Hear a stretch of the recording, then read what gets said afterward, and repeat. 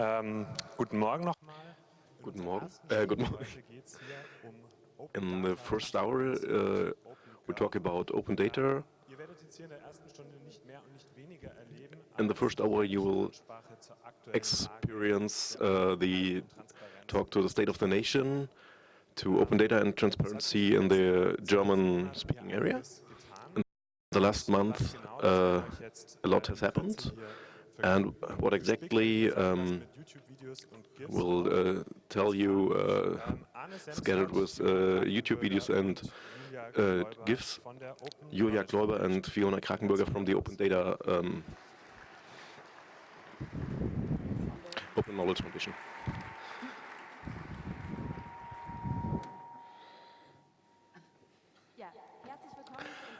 Welcome to our talk.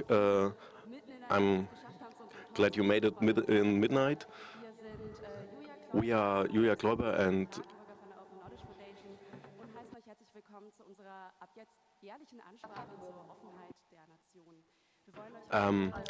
welcome to. We want to tell about the status quo in terms of transparency, open data, and freedom of information, and have a look back to the last 12 months, to the advantages, to the step forward, step backwards in the scene. And we start with the status quo.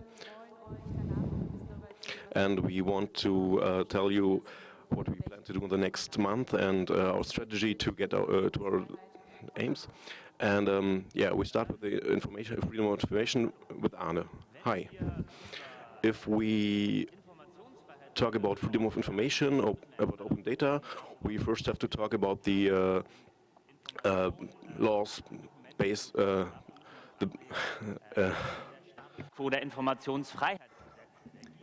So we want to talk about the Freedom of Information Acts. So this is the map of the freedom of information in Germany. It's not really equal in every country. We have 16 states, 12 states. Only 12 states have a Freedom of Information Act.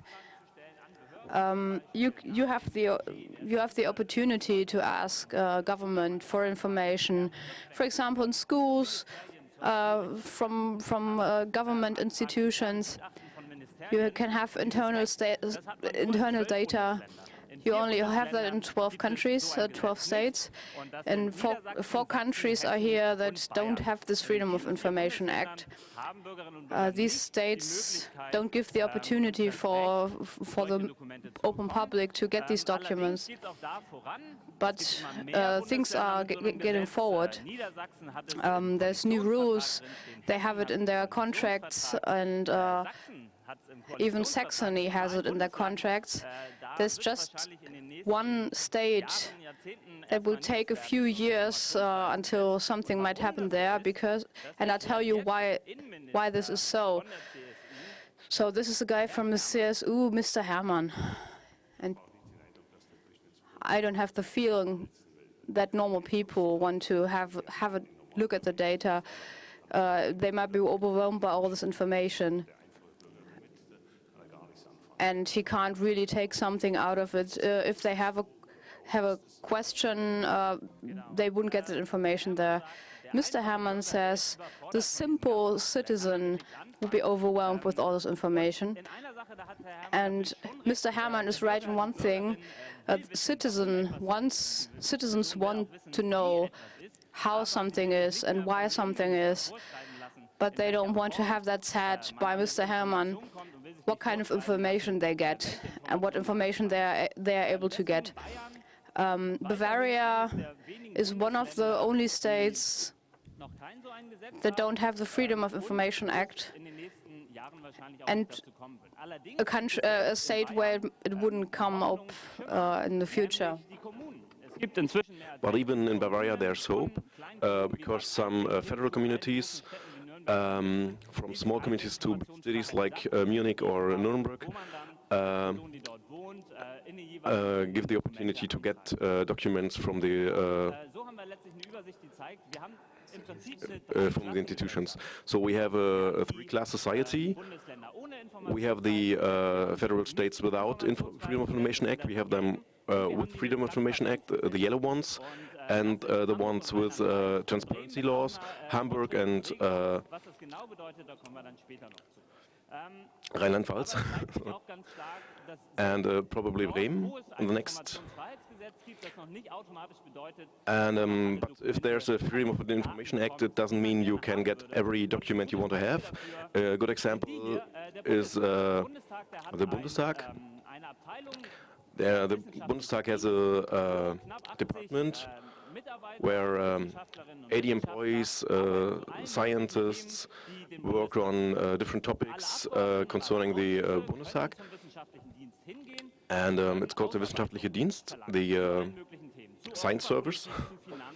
And they work on finance, on basic law things, and they create reports for the electees.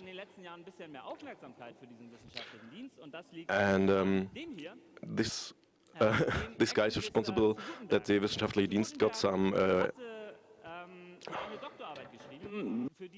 Well, this guy wrote a PhD thesis where he took different sources, as well as the Wissenschaftliche Dienst, and he ordered information there, and he plagiated his information for his PhD thesis. And journalists wanted to know what kind of things he got there, and they asked for it. So the problem was that the Bundestag said, well, there's a Freedom of Information Act, but still you don't get this information. So the journalists sued them, and they got into the Bundesverwaltungsgericht that said, that's okay. If you want to ask for this information, the Bundestag has to give that away. So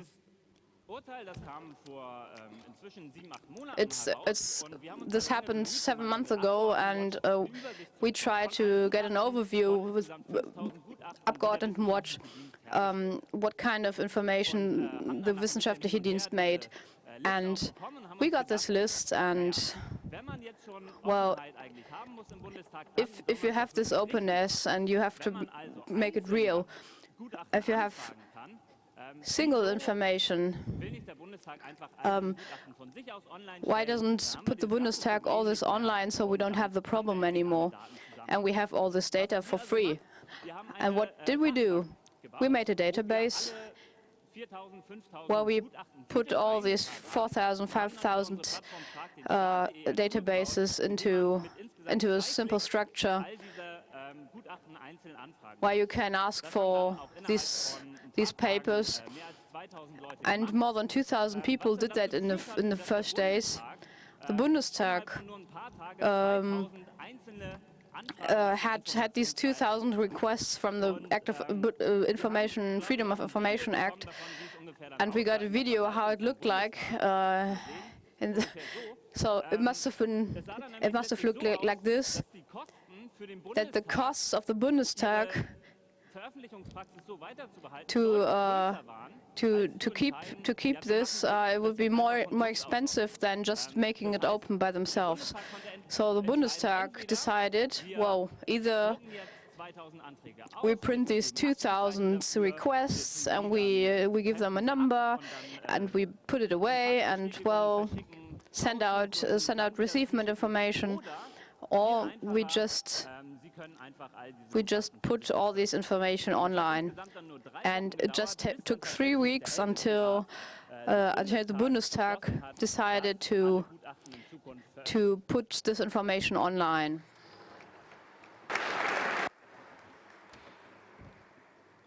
That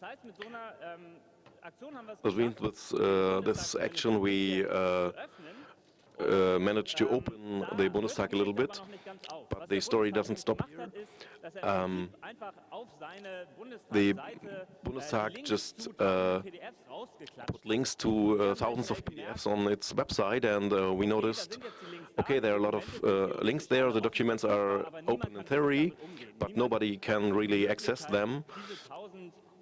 Nobody has the opportunity to just have a look at all these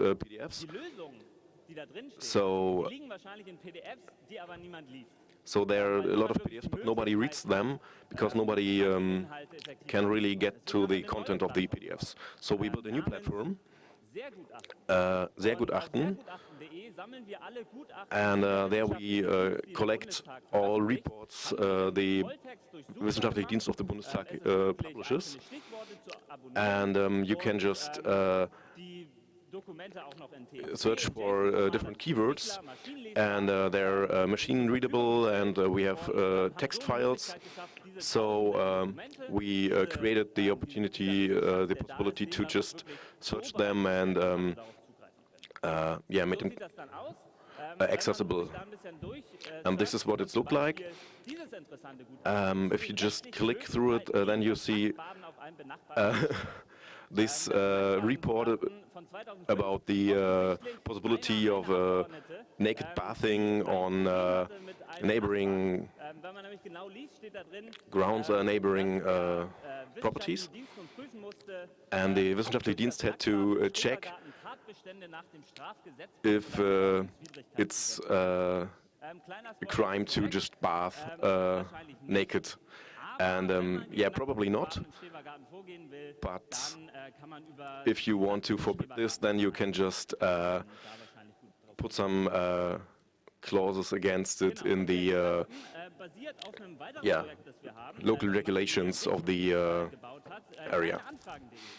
And then we have Kleine Anfragen, which is a platform which collects all Kleine Anfragen, which are small requests by fractions in the parliament. And there even you are able to search for keywords, and so we collected 40,000 Kleine Anfragen, small requests, on this platform, and it's possible for journalists, activists, and even for the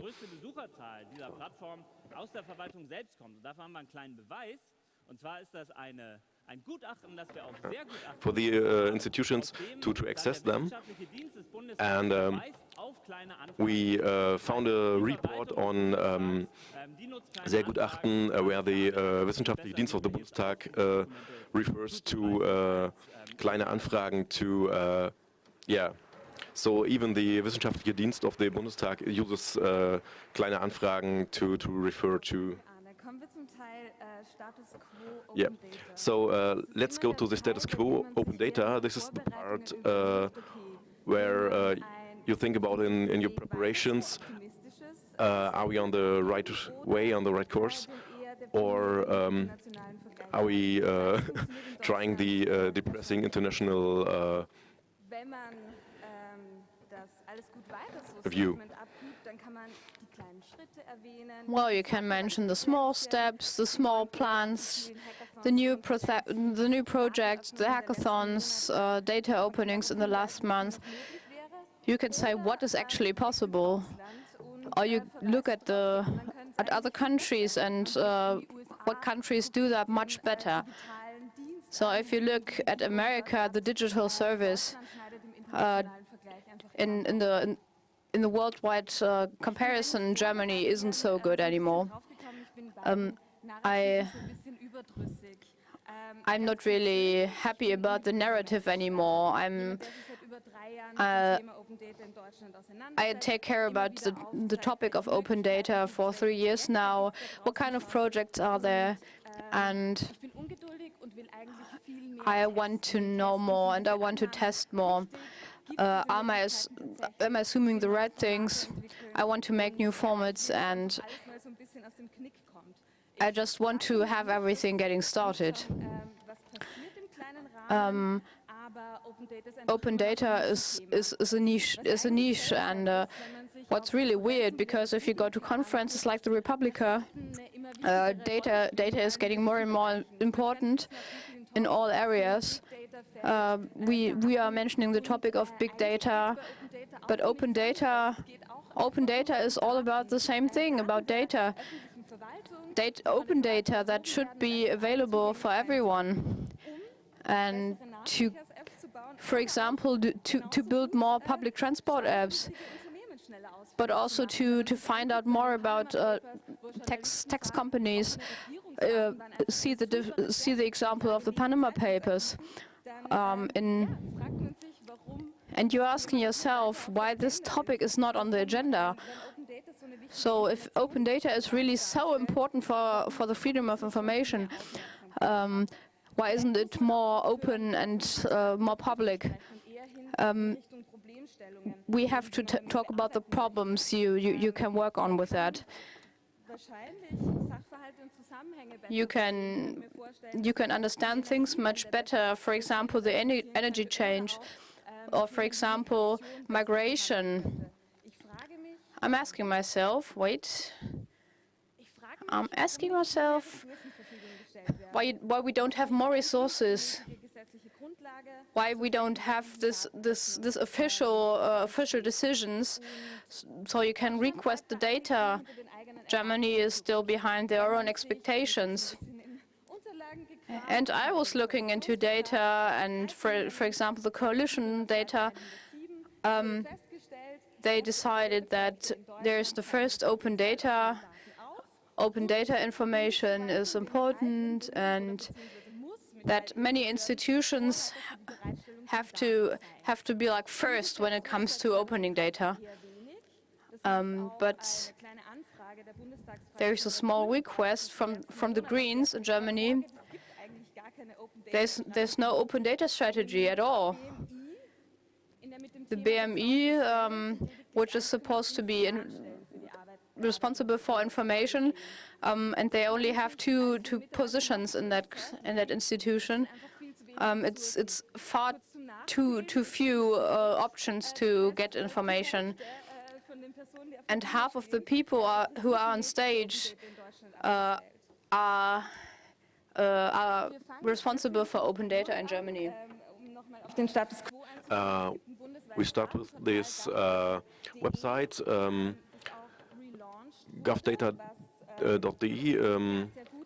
It's really good. 126,000 euros is the budget for it in 2016. The version before was the new version has a better search engine. You can filter by location, and Hamburg is responsible for the data portal, and which makes sense because Hamburg has a freedom of information law, and so they are better at this than the federal government. And 15,000 data sets are there from every federal portals, 1/3 more than last year. But really important is the quality of the data, and there's been very little. There has been little progress. This is the Open Data Index, and there you can see Germany is on the 26th place. Very little or no open access to government data, and the quality is very bad. And the quality of links between the data is very bad also. And they had a look at 40 data sets and only found 34. And there's a lot of work left to do. You have to talk to people that use the data from the portal, so you have to bring together the guys who have the data and the guys who request the data and use the data.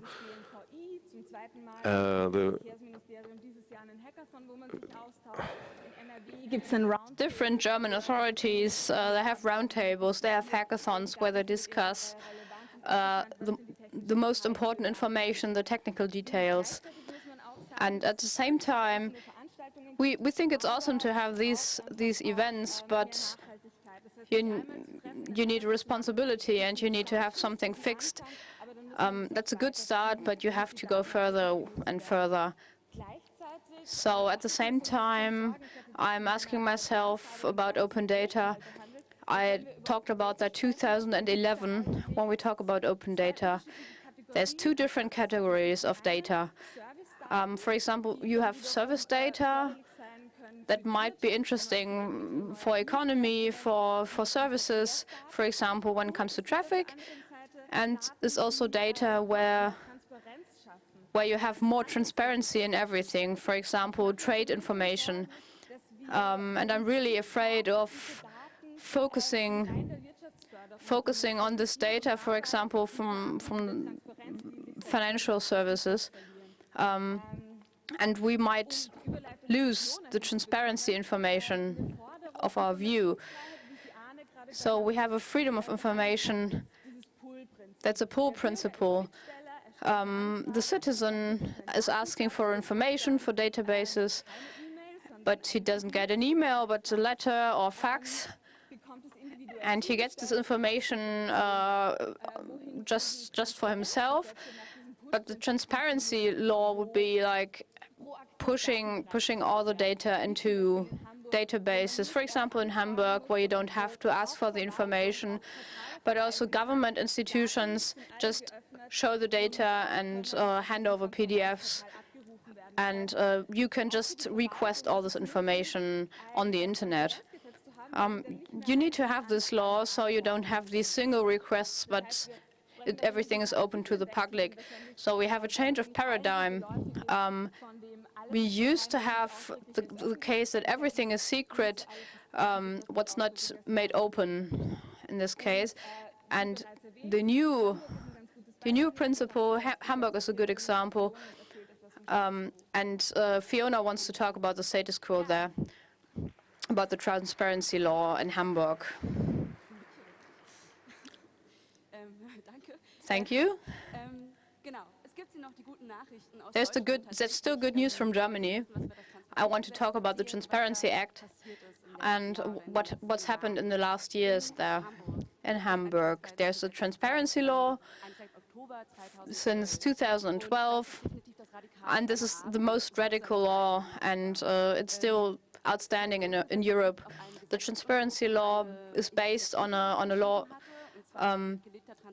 that was talking about open transparency, and the Chaos Computer Club and the Transparency International, the Pirate Party, they were involved in this, and they made this draft, and they gave that to official states, and they had a lot of voices pro on this thing. For example, when it came to the Elbphilharmonie in Hamburg, there was not so much information, and Hamburg made this possible, and they made this law available in Hamburg.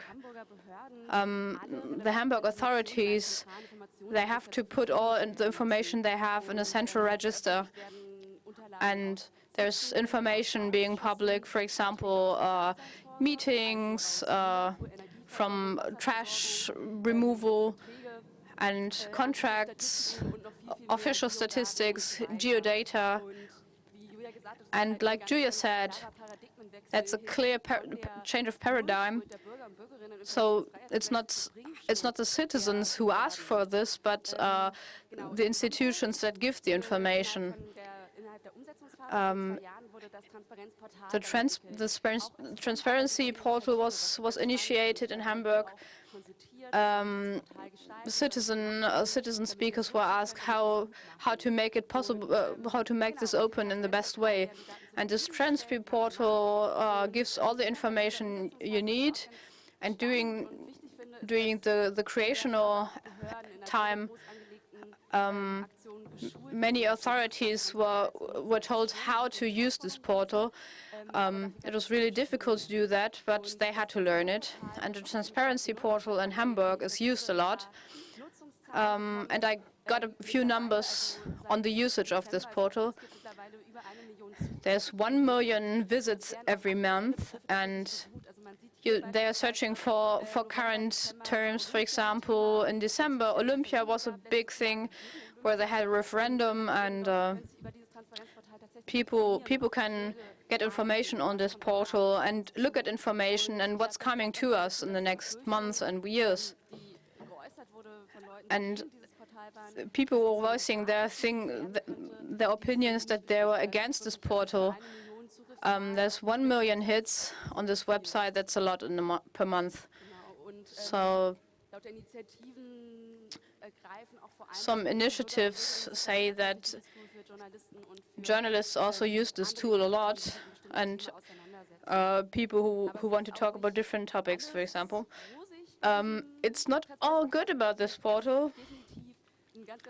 It's a big step forward, but there's still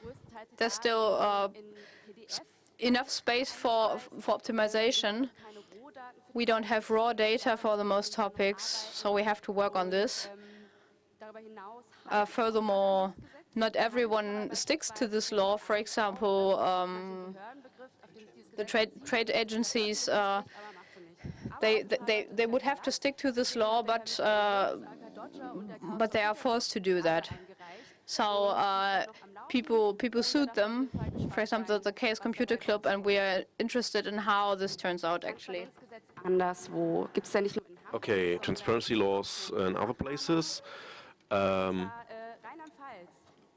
Rheinland-Pfalz, this is a picture from their website. It's the first large country, state, that introduced the transparency law, and they started to roll it out. Last December they made this possible, but it has some flaws. So the small communes don't have to publish the data, and so you can't really access money flows.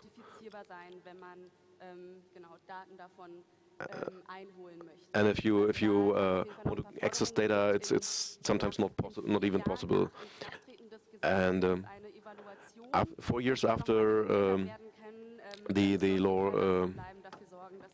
was published, they have a review, and so there's the chance to get the things the way we want them to. This is Lutz Hasse. He's the responsible guy for data privacy in Thüringen,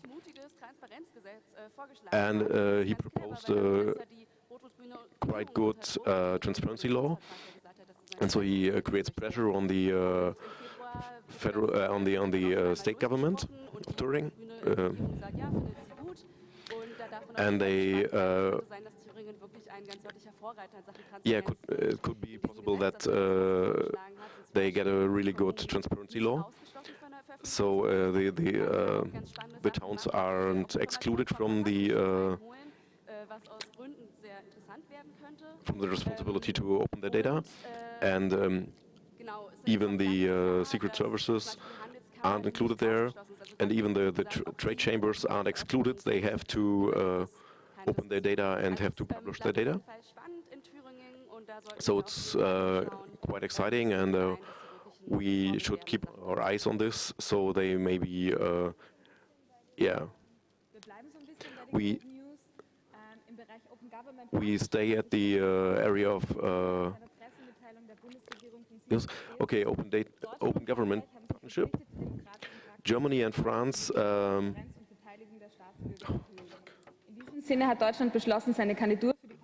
Now that's a long quote, and it's difficult to translate that, but France is responsible for the open government partnership of the government, and Angela Merkel and Hollande talked about that, and they have a so-called open government partnership where governments are supposed to work together. There are 69 countries taking part in this open government partnership. It was interesting that we, as an informational institution,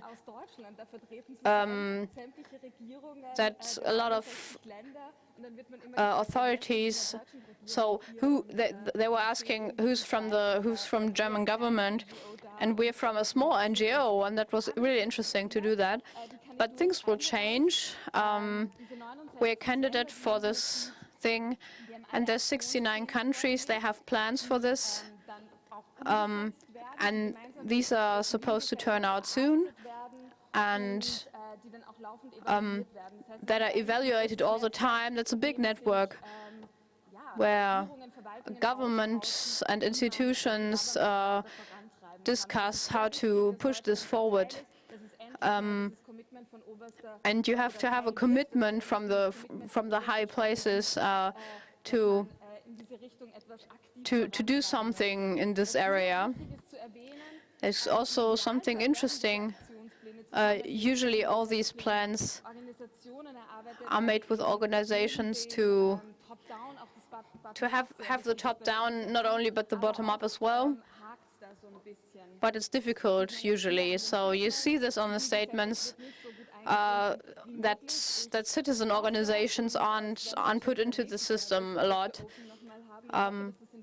So in Germany, I hope this is getting better. So we don't focus on data and abstract things, but also you have to have civil organizations to talk about current topics and how we want to create this plan. But that's a good news that something is happening here. So, more good news.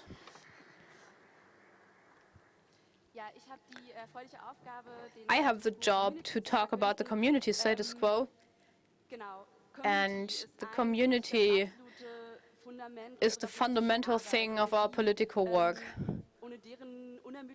And without their work on local and more bigger status is really important. And besides our project, there's activists, like thousands and activists, that work on the regional areas and make politics in the local areas and cities. And the heart of our community work is the project Code for Germany. That's a network of open knowledge labs. The idea of these open knowledge groups are the idea we wanted to go back from this format in Berlin for a hackathon where people come to Berlin for 2 days, but we want to have something more sufficient and to have more sustainable information. And there were people coming from different cities in Germany. We wanted to start this, and so we have 13 labs in 2014. And as you can see, we have 20 labs now in 20 cities in different regions of Germany. We're working on a local basis with the local data that's available, or they grab open data in case they don't have it, and we want to show what's possible. But of course, there's still different projects where we can reach people and where people can engage. For example, youth hacking for younger people. But there's also people working independently from us. There's a lot of projects going on there. And we had contact with him, and there's other initiatives, more than Open Knowledge Foundation, Transparency International, Freifunk in Germany. They care for the same topics, but the community, you can say that the community contains around 1,000 people. It's really big, it's quite active, and it's strong, and it's growing. So, what does our community do? On the one hand, it develops projects. For example, they develop new projects with the regional content.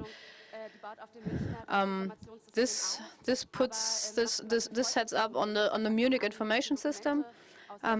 You can look at data from the government, from institutions. You can grab mail notifications that wasn't possible before. And this shows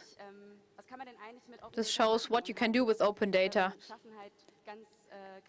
And it creates good examples for open data. So they work together. Usually, most projects are open source, so it's not only covering regions, but also bigger areas of Germany, and they work together. And many cities have data portals, for example, where markets happen. It's really difficult if you have a long list of addresses. You can just put it on a map, and the code is on GitHub. And 18 cities are using this right now. This is really good to have that, to collaborate. They're working on policy work, so this is one of the most important things, that all these topics stay in the debate. And if you have journalistic formats, that events are being visited, and no matter what the event is about. So they do a good work on the regional basis, and their city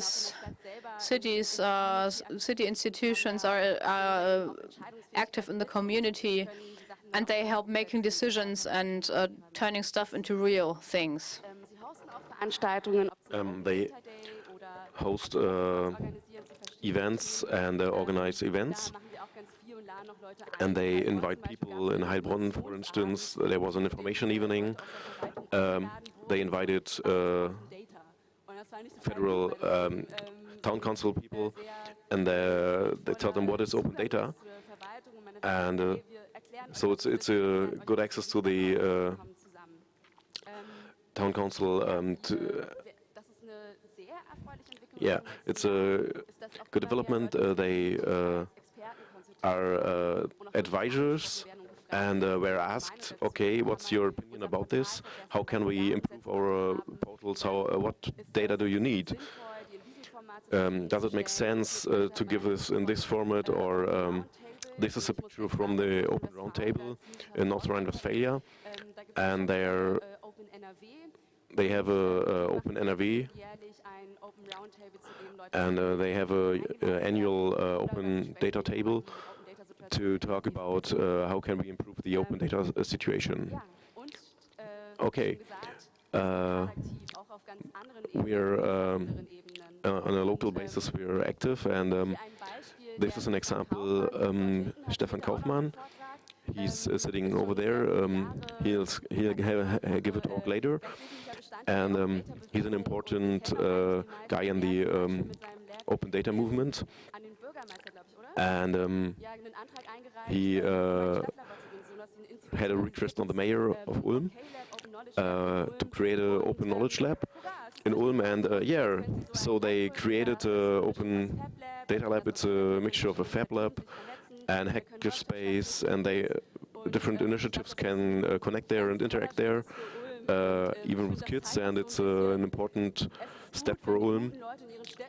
And so it shows it's good if the good people stay in their cities and towns and don't go to bigger cities like Berlin or so, because they can create and influence on a local basis good things. Yeah. Okay, now to our strategy. Thanks.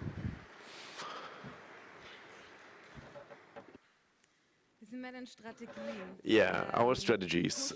Push. The first strategy. Think about new formats and just start and create. You can see it in Hamburg. The civil society was the pusher, and they created the transparency law, and they made it possible. You see it on the labs and communities that create best practices and shows why is open data useful.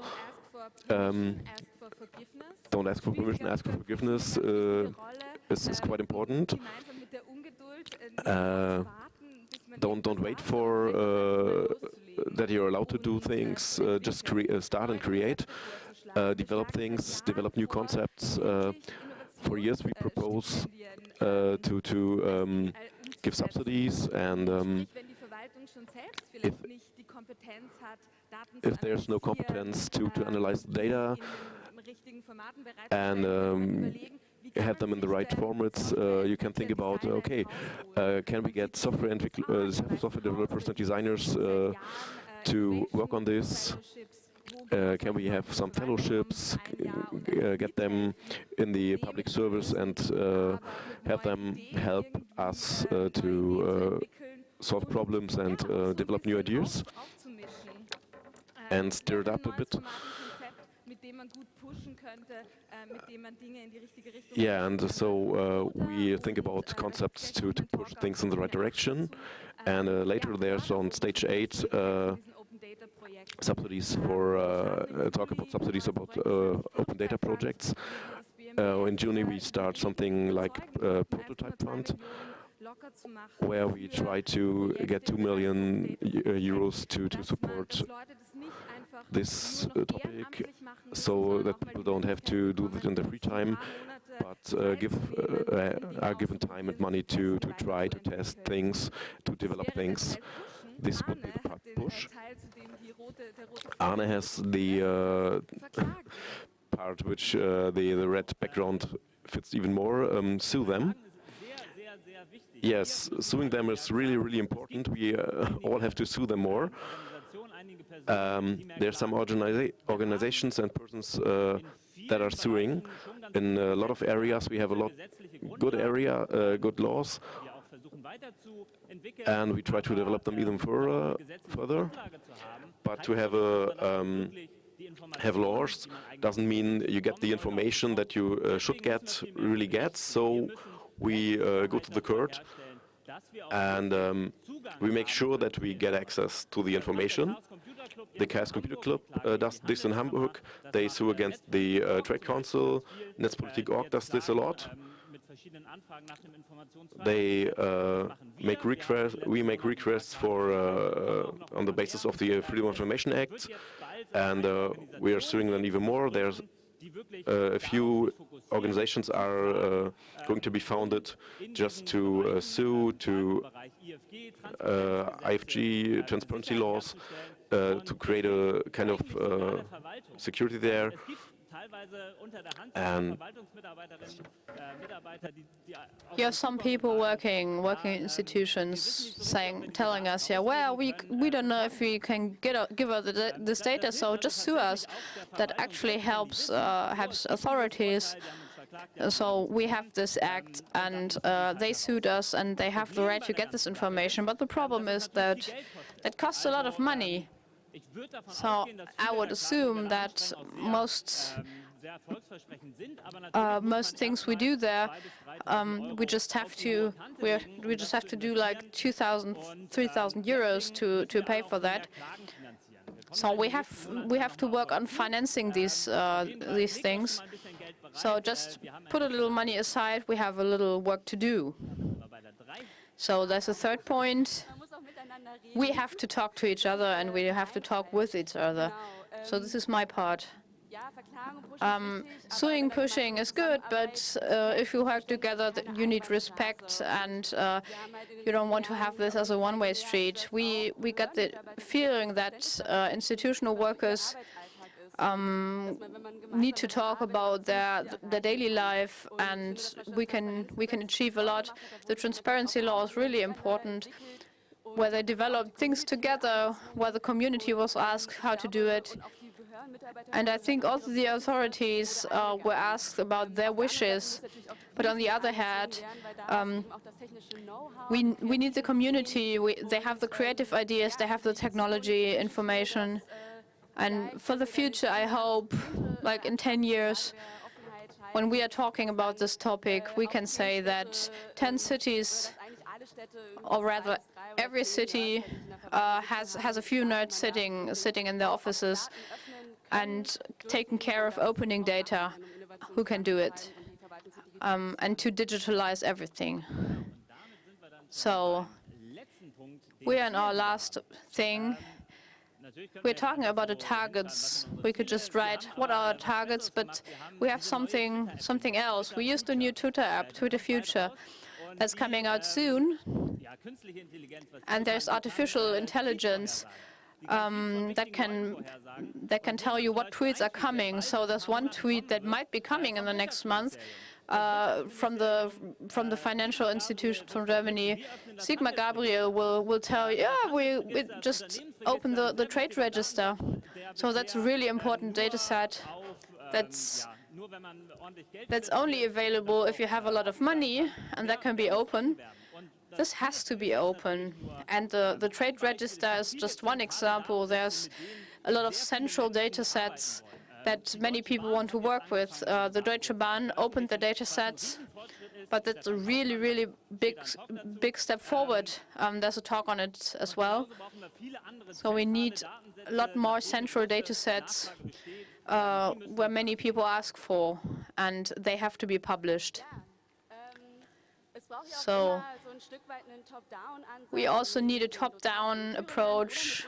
For example, with Ms. Merkel, she has a high position, and she also has to talk about openness and open information. And this tweet might happen soon when our government speaker, Stefan Seibert, Chancellor Merkel is a good example. She opens a list of all our presents from leading people from other countries. There's also a list of presents you might give to other state heads. And the last tweet from the future is a tweet that is made from the Bundesinnenministerium that was retweeted. Industry 4.0. Oh, well. Difficult to translate it, I'm sorry. Well, if you have the open government stuff, there's position papers, and you just have to turn that into reality. This is the last tweet of the future. We want to say that everyone is liking this. So, well, thank you for your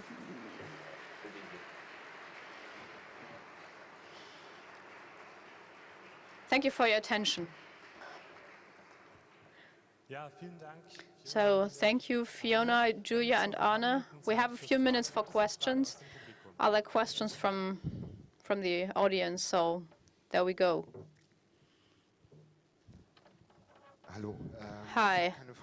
I don't have a question, but a remark. So, the conference of the data, they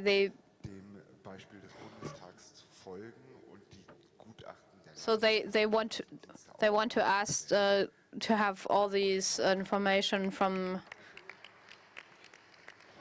Okay, the data protection people just requested the state parliaments to follow the federal government and publish data.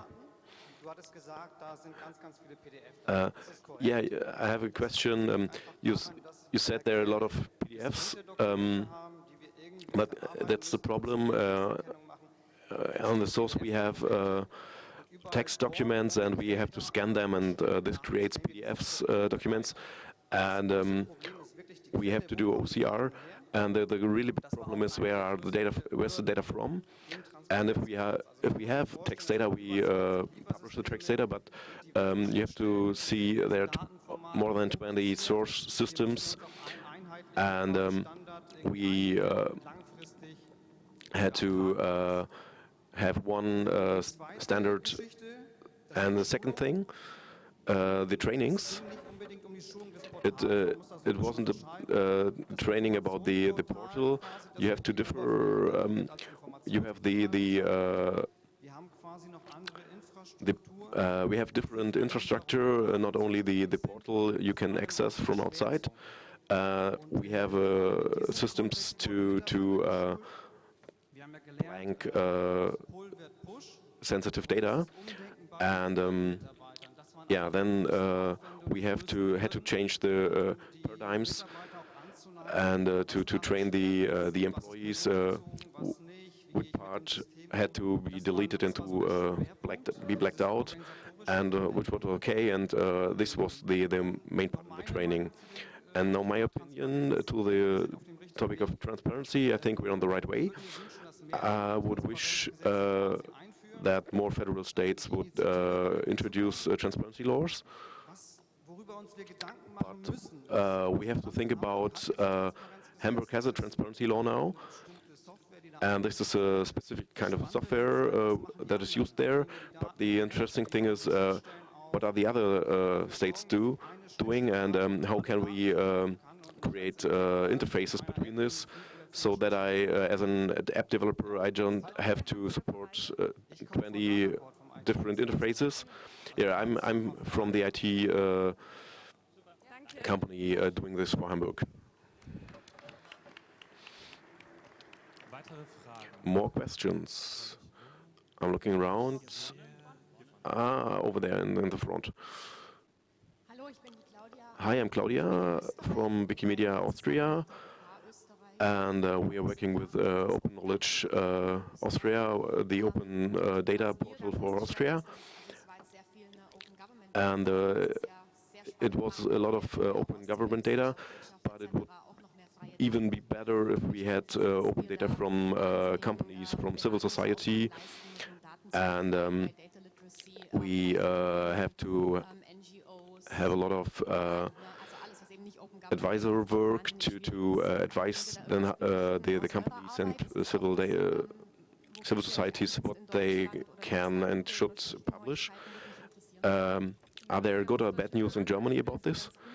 Yeah, the Deutsche Bahn is a good example. We tried for years to convince them to open their data about infrastructure, where it makes sense, and in terms of customer service, to open this data so others can provide services based on them. And we talked to the Berlin and Brandenburg train,